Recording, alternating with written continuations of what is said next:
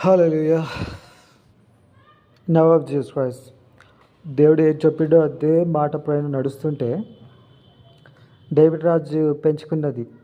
ఒకరు కూడా ట్రైన్లో మా రైల్వేలో పనిచేసేదాన్ని, మా కాంతమ్మ ఏమంటారు వాళ్ళ భాష ఏదో పుణ్యమా అని బతికిన దానివి.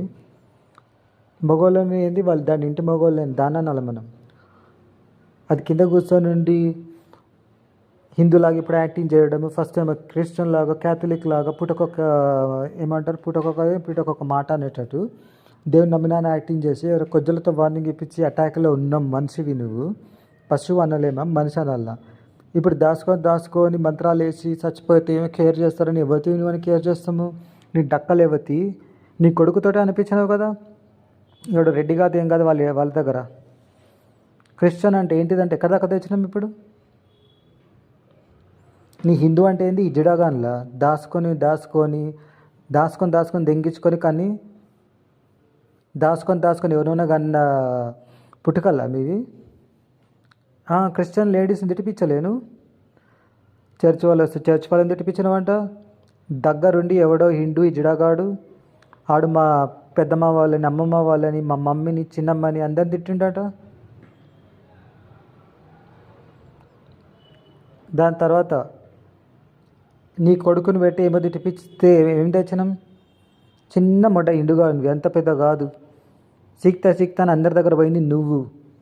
మా దగ్గర రూబబుల్ చేస్తే ఎలగొట్టినాం గెట్ అవుట్ అని. సో దాచుకొని ఏం మంత్రాలు వేస్తున్నావు, ఎవడు వాడుతుండే నేను ఇంతకు, ఎక్కడెక్కడ ఏం క్రిమినల్ పనులు చేపిస్తున్నావు. కొజ్జోలు అటాక్లో నువ్వు కూడా ఉన్నావు కదా. నీ కొడుకు నీ మొగునికో ఎవరికో నీ మన్మడు కర్రె కొజ్జోని ఆడవాళ్ళ బట్టలు వేసి తిప్పు. అట్లనే రేవంత్ కూడా మాదిగా రేవంత్ ఆడోళ్ళ బట్టలు వేసుకొని తిరుగురా హిందూ హిజడాగా. క్రిస్టియన్స్ వాళ్ళని తిట్టిపిచ్చి ఏమో దాచుకొని కొజ్జ యుద్ధం చేసినావు. ఎవడరా నిన్ను లీడర్ లాగా కేర్ చేసింది. నీ నారాగానే కేర్ చేయం. వార్నింగ్లు ఏమో సిటిజన్స్కి వార్నింగ్లు ఇస్తున్నావు. మ్యాలిస్ మమ్మీకి మాకు వార్నింగ్లు ఇస్తున్నావు.